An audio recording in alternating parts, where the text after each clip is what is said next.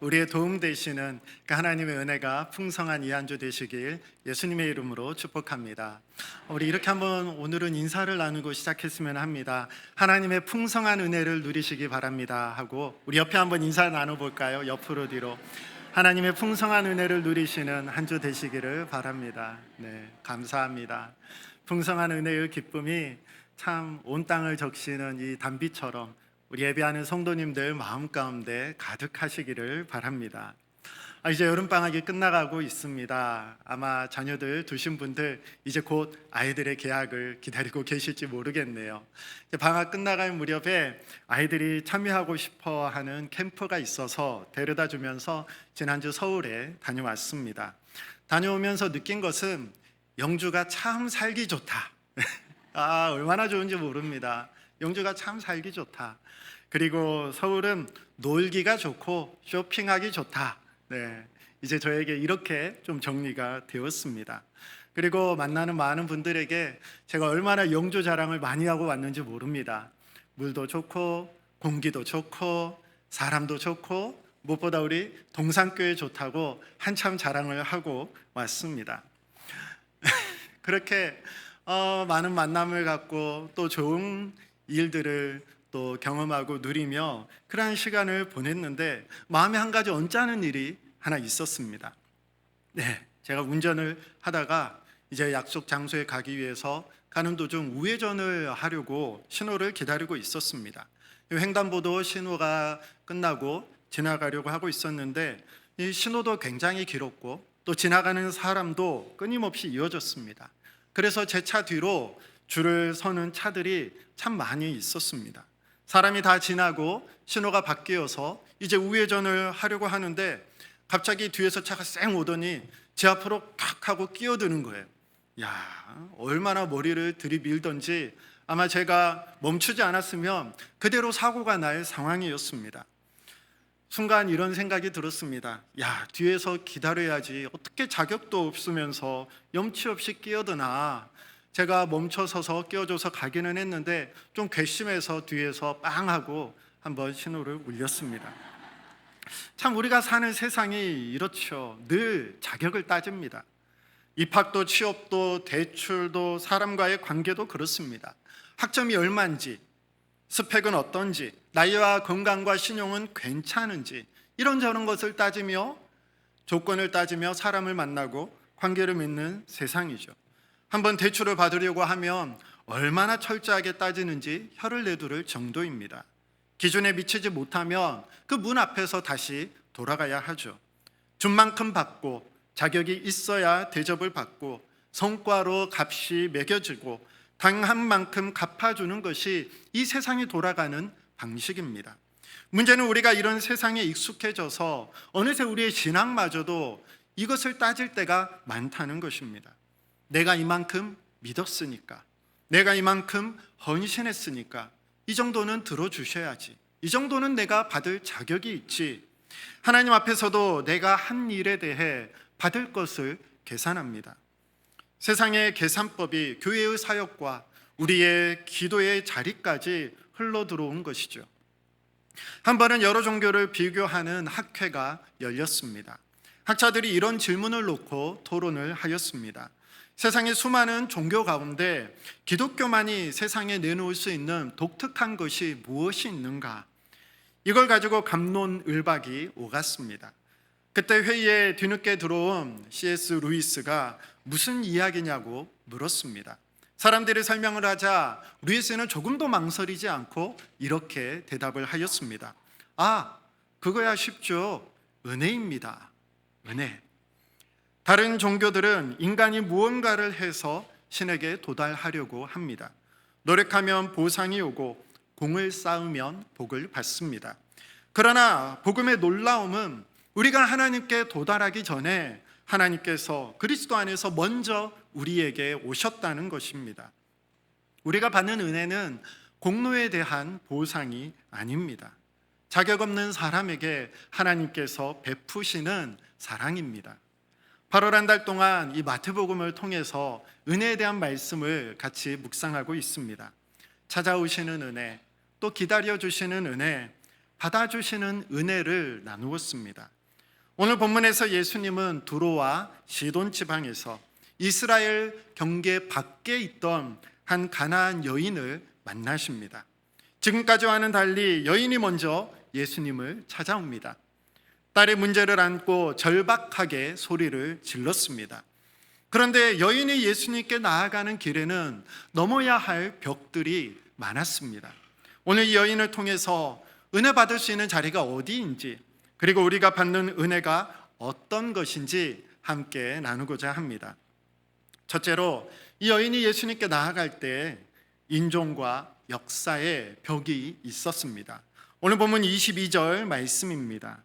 가나안 여자 하나가 그 지경에서 나와서 소리질러 이르되 주 다윗의 자손이여 나를 불쌍히 여기소서 내 딸이 흉악하게 귀신 들렸나이다 하되, 오늘 본문은 이 여인을 가나안 여인이라고 부릅니다.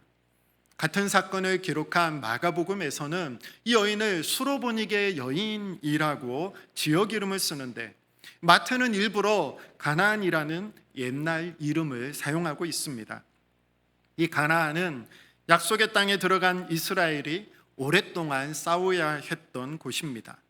가나안은 이스라엘 정복 전쟁 때와 사사기 내내 이스라엘을 유혹하고 괴롭힌 그러한 역사가 있는 이름입니다. 마태는 이 표현을 통해서 이 가나안 여인이 이스라엘의 경계 밖에 있는 사람임을 드러내고 있습니다. 둘째로 성별의 벽이 있습니다. 당시 유대 사회에서 랍비가 길에서 여자와 길게 말을 나누는 것은 관례에 어긋나며 체면을 깎는 일이었습니다. 이 여인은 이방인이라는 이유로 한 번, 그리고 여자라는 이유로 또 한 번 이중으로 밀려나 있습니다. 가나안 여인은 이런 인종과 역사와 성벽의 벽을 넘어서 예수님께 소리를 치며 나아가죠. 게다가 예수님을 유대인의 메시아 칭호인 주 다윗의 자손이여라고 고백하며 나아갔습니다. 그런데 어떻게 됐을까요? 세 번째로 더 높은 벽을 만나게 됩니다. 하나님의 때와 순서라는 벽입니다. 오늘 본문 24절입니다.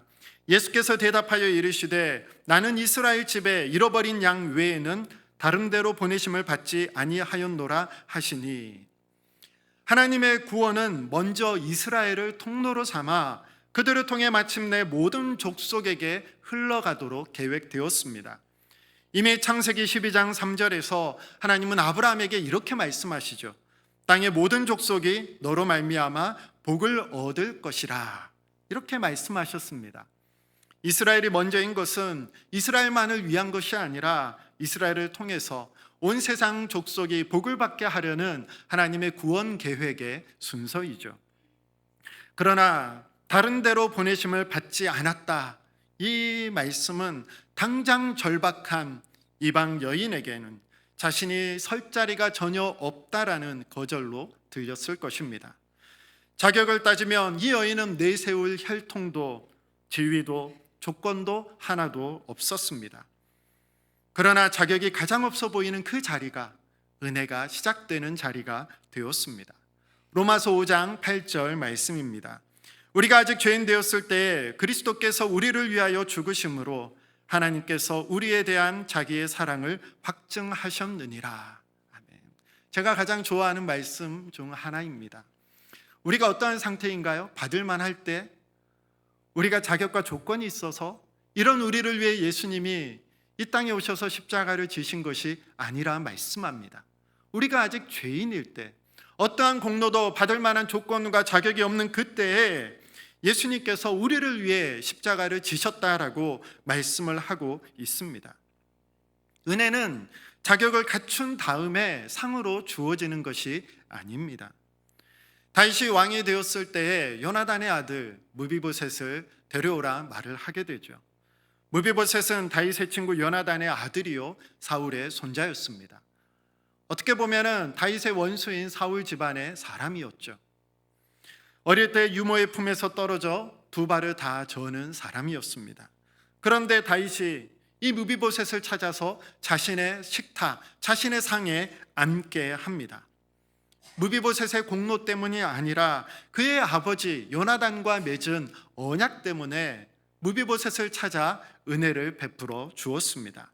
성경은 이 사건을 이렇게 마무리합니다. 사무엘하 9장 13절 말씀입니다. 무비보셋이 항상 왕의 상에서 먹음으로 예루살렘에서 사니라. 그는 두 발을 다 절더라. 두 발을 다 절더라라고 마무리를 하고 있죠. 다리를 절어도 아무런 자격과 조건이 없어도 아버지 요나단을 통해 맺은 언약 때문에 은혜를 받아 왕의 식탁에서 먹는 자가 되었습니다. 가나안 여인도 자격 없는 모습 그대로 주인의 상 앞에 섰습니다. 오늘 우리도 나 같은 사람이 무슨 낯으로 하나님 앞에 서겠는가, 이런 마음과 생각으로 뒤로 물러나는 분 계실지 모르겠습니다. 그러나 복음은 내세울 것 아무것도 없다고 느끼는 그 자리가 바로 하나님의 은혜가 시작되는 자리임을 우리에게 말씀해 주고 있습니다. 여인이 큰 소리를 지르며 예수님께 다가왔을 때 예수님은 곧바로 대답하지 않으셨습니다. 23절 말씀입니다. 예수는 한 말씀도 대답하지 아니하시니 제자들이 와서 청하여 말하되 그 여자가 우리 뒤에서 소리를 지르오니 그를 보내소서. 다른 때 같았으면 예수님께서 바로 응답하시고 고쳐주셨을 것입니다. 그런데 이상하게 이번에는 예수님이 한 말씀도 하지 않으십니다. 제자들마저 시끄럽다고 여자를 보내라고 독촉을 합니다. 우리의 기도에도 하나님께서 잠잠하실 때가 있죠. 아무리 부르짖어도, 아무리 간절한 마음의 소원이어도 아무런 응답이 없는 침묵을 경험할 때가 있습니다. 참 그때 견디기가 쉽지 않죠. 오늘 이 여인도 그러한 예수님의 침묵을 만나게 되었습니다. 왜 예수님이 한마디도 대답하지 않으셨는지 그 이유를 본문에서는 직접 설명하고 있지는 않습니다. 그러나 예수님의 침묵, 잃어버린 양 외에는 이러한 예수님의 선언, 그리고 개에게 던짐이 마땅하지 않다라는 예수님의 3번의 거절에도 이 여인은 물러서지 않았습니다. 도리어 이 여인의 믿음이 얼마나 깊은지를 드러나게 하였습니다. 예수님의 침묵에 여인은 물러나지 않고 어떻게 말을 하나요? 본문 25절과 26절 말씀입니다. 여자가 와서 예수께 절하며 이르되 주여 저를 도우소서. 대답하여 이르시되 자녀의 떡을 취하여 개들에게 던짐이 마땅하지 아니하니라. 자녀에게 먼저라는 것이죠. 이 자녀에게 먼저라는 말은 이 이방 여인에게는 상에 앉을 권리도 없다라는 뜻이고, 심지어 예수님은 자녀의 떡을 개들에게 주지 않는다라고까지 말씀을 하십니다. 그런데 여인의 대답이 놀랍습니다. 여인은 자신을 개라칭한 충격적인 말을 반박하지 않고 오히려 그 말씀을 그대로 받아서 뒤집습니다. 27절입니다. 여자가 이르되 주여 올소이다마는 개들도 제 주인의 상에서 떨어지는 부스러기를 먹나이다 하니, 주여 올소이다라는 이 고백은 자신의 자격 없음을 완전히 인정하는 겸손의 말입니다. 맞습니다. 저는 주인의 상에 앉을 자격도, 떡을 요구할 권리도 없는 사람입니다. 그런데 개들도 상에서 떨어지는 부스러기를 먹지 않습니까? 이것은 자격은 내려놓되 은혜는 간절히 붙잡는 그러한 고백이죠. 주인의 상이 얼마나 풍성한지를 붙드는 믿음입니다. 은혜는 내 몫을 요구하는 것이 아니라 주인의 상에서 넘치도록 흐르는 그 풍성함을 붙드는 것입니다. 여인은 자신의 자격을 주장하는 대신 그 상의 풍성함을 바라보았습니다. 상이 풍성하기에 그 상에서 떨어지는 부스러기가 있고 그 부스러기만으로도 내 딸이 살 수 있다라고 믿은 것입니다. 공로와 자격을 주장하는 마음은 완전히 내려놓고 주인의 상의 풍성함을 붙드는 것이 은혜 받는 사람의 자리입니다. 신학자 샘 스톰스는 은혜를 이렇게 정의하고 있습니다. 은혜는 하나님이 당신을 자격보다 덜 대우하시는 것도 자격보다 더 대우하시는 것도 아니다.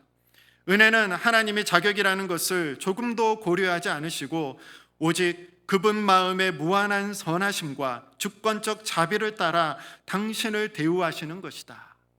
은혜라는 것이 나와는 상관이 없다라는 거예요. 내 자격이나 내 처지가 아니라 그 은혜를 베푸는 하나님이 어떤 분이신지에 달려 있다라는 것입니다. 이 가나안 여인은 이 은혜를 알고 있었습니다. 그래서 자격의 저울을 아예 치워버리고 오직 주인의 선하심에 자기 자신을 던진 것이죠. 은혜는 감격스럽지만 또 어떤 사람에게는 분통 터지는 일이 되기도 합니다. 초행길 운전 중에 길을 못 찾아 쩔쩔 헤매다가 차선을 한참 넘어서 앞에 갔을 때 누군가 양보해 주어서 줄에 들어가게 되면 얼마나 감사한가요? 은혜이죠. 그러나 내가 30분을 정직하게 기다려 겨우 맨 앞에 왔는데 옆에서 차 한 대가 슬그머니 끼어들면 이 마음 가운데 분통이 터집니다. 내 자리인데 어떻게 저 차가? 자기 의로 가득 찬 사람에게는 은혜를 받는 것이 오히려 분통 터지는 일이 됩니다. 우리는 자격이라는 계산기를 좀처럼 내려놓지 못합니다. 나는 이만큼 헌신했는데, 내가 더 오래 기다렸는데, 내가 더 자격이 있는데, 이러한 마음으로 따지며 은혜의 풍성함을 누리기보다는 비교하며 나에게 없는 것으로 말미암아 불평하기가 쉽습니다. 제가 이전에 한 설교가 있죠. 예수님께서 포도원 품꾼 비유를 말씀해 주셨습니다. 온정일 떼약볕에서 일한 아침 일찍 온 품꾼들이 원망을 한 이유는 무엇입니까? 자기가 약속된 품삯을 못 받았기 때문이 아니었습니다. 나중에 와서 겨우 1시간 일한 자들이 자신과 똑같이 받는 것에 분통을 터뜨렸기 때문입니다. 원망은 손해에서 시작되는 것이 아니라 은혜의 자격과 조건을 따지는 마음에서 시작되는 것이죠. 은혜를 조건으로 계산하는 마음이 남아있는 한 우리는 하나님이 베푸시는 풍성한 은혜의 잔치 앞에서도 늘 손해를 따지며 씁쓸해할 수밖에 없습니다. 그러나 내가 아무 자격 없는 자임임을 깨닫고 주인의 상이 지닌 풍성함을 경험할 때에 계산은 비로소 내려놓고 은혜를 누리며 또 다른 사람들을 품고 용서하고 베푸는 삶으로 살아가게 됩니다. 마태복음 전체에서 예수님이 내 믿음이 크도다 하고 직접적으로 칭찬하신 사람은 이 이방 여인 한 사람뿐입니다. 그리고 마태복음 8장 10절에서 이스라엘 중 아무에게서도 이만한 믿음을 보지 못하였노라, 이렇게 믿음을 칭찬한 또 한 사람 역시 이방인이었던 가버나움의 로마 백부장이었습니다.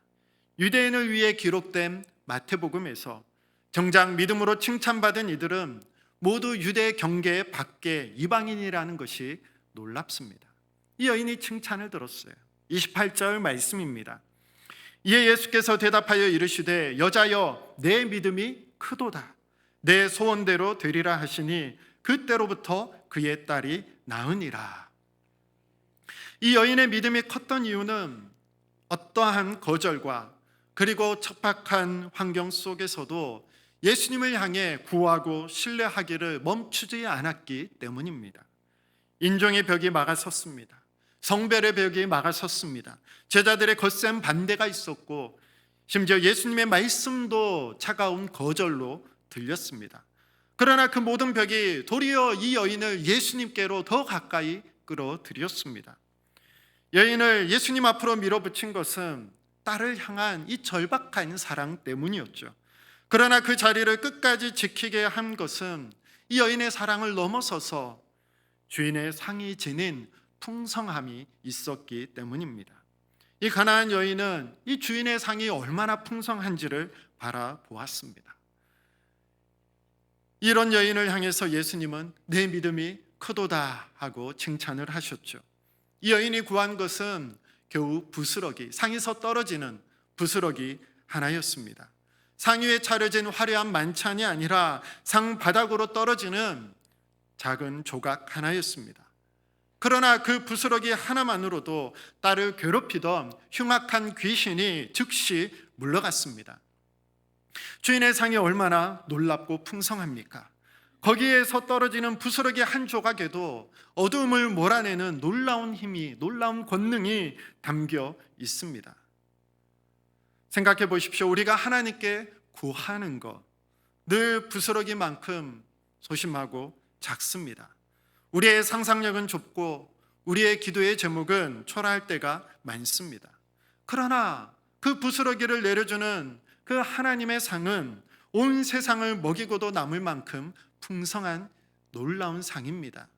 우리가 그 상을 바라며 그 은혜를 기대하며 내가 구하는 것보다 더 크게 베풀어 주실 그 하나님을 기대하고 소망하며 우리는 은혜를 구하며 하나님 앞에 나아갈 수 있는 것이죠. 그 작은 조각 하나로도 놀라운 기적이 있는데, 하나님 베풀어 주시는 그 은혜의 잔치자리 가운데 내가 그 모든 것들을 다 누리게 된다면 우리의 삶 가운데 얼마나 차고 넘치는 감사, 얼마나 베풀어 주시는 큰 은혜로 넘치겠습니까? 요한복음 1장 16절은 이렇게 말씀합니다. 우리가 다 그의 충만한 데서 받으니 은혜 위에 은혜로라. 아멘. 우리의 기대를 넘어서 하나님의 은혜는 오늘 또 넘치고 또 넘치도록 흐른다 말씀합니다. 그 은혜는 온 대지를 적시고 또 예배하는 우리 모든 자들 마음 가운데 풍성하게 임합니다. 이 사건은 한 개인의 이야기로 끝나지 않습니다. 이스라엘 집에 잃어버린 양 외에는 이렇게 말씀하신 그 우선순위가 십자가 부활 후 어떻게 됩니까? 마태복음 28장 19절에서 그러므로 너희는 가서 모든 민족을 제자로 삼아 말씀하죠. 이 말씀으로 활짝 열리게 됩니다. 이방 여인이 구한 한 조각의 부스러기는 장차 온 세상 만민이 함께 앉을 큰 잔치의 예고편이 되었습니다. 이 풍성한 상을 차리신 분이 누구십니까? 예수 그리스도죠. 복음의 절정이 여기에 있습니다. 상을 차리신 분이 은혜를 나누어 주는 것으로 그치지 않고 자기 자신을 상 위에 떡으로 내어놓으셨습니다. 마태복음 26장 26절에서 예수님은 떡을 가지사 축복하시고 떡을 떼어 제자들에게 주시며 이렇게 말씀하시죠. 받아서 먹으라. 이것은 내 몸이니라. 가나안 여인이 그저 떨어지는 부스러기 하나만을 바랐던 그 상 위에서 예수님은 십자가를 통해 자기 몸 전체를 찢어 내어주셨습니다. 은혜의 상을 차리신 분이 스스로 우리를 위한 생명의 떡이 되신 것이죠. 겨우 부스러기 하나를 구하러 찾아온 자격 없는 자에게 예수님은 당신의 생명 전체를 내어주셨습니다. 이것이 십자가가 보여주는 은혜의 신비이죠. 상 아래에서 주인의 눈치를 보던 이방인이요 외인이었던 우리가 이제는 은혜의 상에 당당히 앉아 떡을 나누는 사랑받는 자녀가 되었습니다.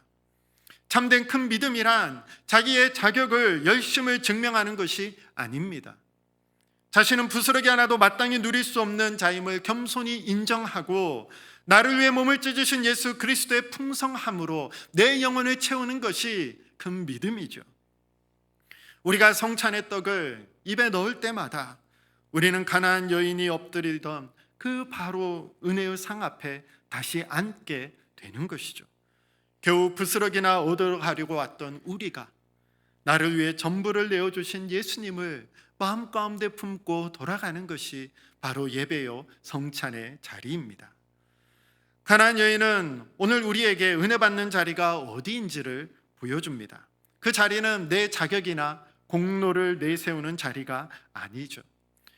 오직 주인의 상이 얼마나 풍성한지를 붙드는 자리입니다.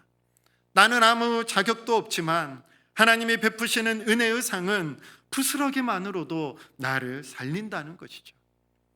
나를 먼저 찾아오시는 은혜를 겸손한 회개로 받고 자격 없는 빈손으로 은혜를 붙드는 것이 바로 우리 성도들의 삶의 자리입니다. 영주에 와서 아내와 함께 김창옥 교수님의 부부 관계에 대한 강의를 이 영상으로 본 적이 있습니다. 부부가 서로 자격과 조건을 따지고 비교하고 평가하는 것을 내려놓고 이렇게 한번 해보라는 제안이었습니다.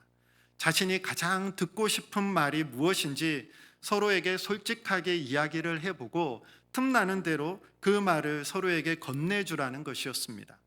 강의를 듣고 저도 아내에게 물었습니다.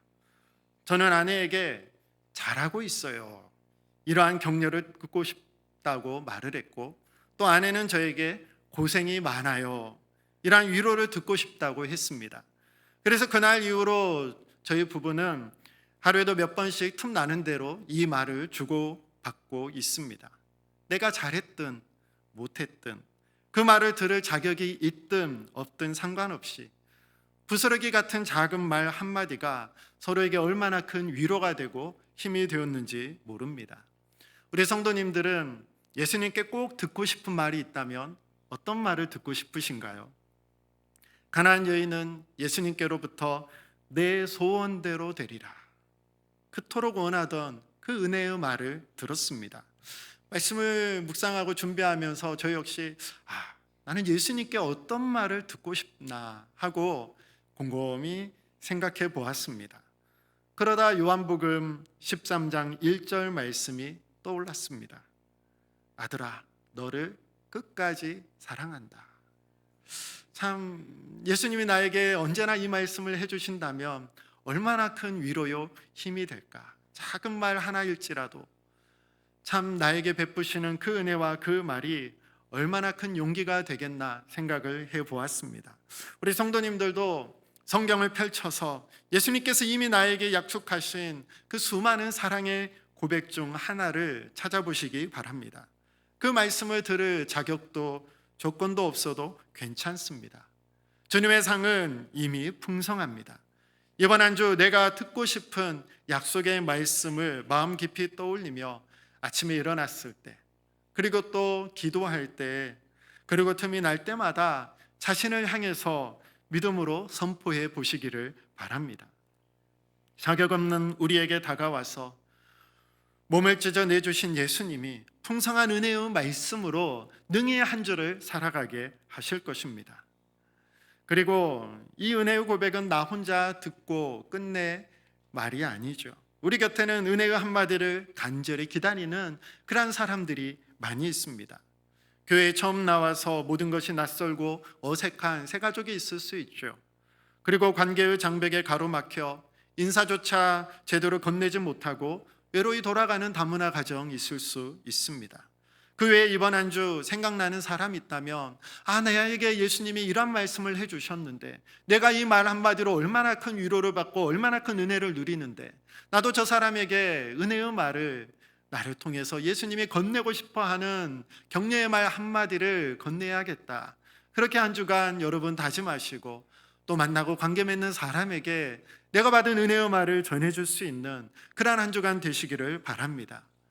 우리가 건네는 부스러기 같은 말 한마디가 누군가에게는 영혼에게 생기를 줄 수 있습니다. 세상은 지금도 진정한 은혜의 갈증을 느끼고 있습니다. 공로를 따지고 준 만큼만 주고받으며 자격이 증명되어야 비로소 대접받는 팍팍한 세상 속에서 사람들은 아무 조건 없이 나를 품어줄 단 하나의 따뜻한 자리를 찾아 헤매고 있습니다. 세상이 줄 수 없는, 오직 은혜가 가득한 교회만이 줄 수 있는 그 자리, 우리 영주 동산교회 우리의 자리가 되기를 원합니다. 상 아래로 떨어진 부스러기 같은 은혜 하나로도 다시 살아난 우리가 이제는 그 은혜의 풍성함을 교회와 세상 속으로 흘려보내는 거룩한 통로가 되기를 원합니다. 이 시간 우리 한번 이렇게 기도해 보았으면 합니다. 같이 읽으며 마음으로 함께 기도해 보겠습니다. 한번 해볼까요? 예수님, 자격을 따지던 손을 펴서 주의 상의 풍성한 은혜를 받는 자리에 서게 하옵소서. 아멘. 우리 성도님들 모두 세상의 자격과 조건의 멍에에서 벗어나 나를 위해 생명을 내어주신 그 하나님의 은혜의 풍성함을 깊이 누리고 전하는 이런 복된 한 주 되시길 예수님의 이름으로 축복합니다. 기도하겠습니다. 은혜의 하나님, 자격을 묻지 않으시고 먼저 찾아오신 그 은혜에 감사를 드립니다. 우리는 주님의 상에 앉을 자격이 없는 자들입니다. 내세울 것 하나도 없고 주님 앞에 내미는 손은 언제나 빈손뿐입니다. 그런데 상을 차리신 분이 친히 상이 되어 주셨습니다. 부스러기를 구한 자에게 상 전체를 내어주신 은혜 앞에 이 시간 나아갑니다. 우리가 자격을 따지고 조건을 따졌던, 내가 이만큼 했으니 이만큼 받아야겠다는 모든 계산을 그 은혜 앞에 내려놓게 하여 주옵소서. 가나안 여인처럼 주여 올소이다 고백하며 주님의 상이 얼마나 풍성한지만 붙들게 하옵소서. 또 우리 곁에 있는 사람들에게 자격을 묻는 말을 거두게 하옵소서. 부스러기 하나로 살아난 우리가 자격을 묻는 세상에서 상의 풍성함을 이웃에게 흘려보내는 성도들 되게 하여 주옵소서. 예수님의 이름으로 기도드립니다. 아멘. 교회 소식 안내하겠습니다. 풍성한 은혜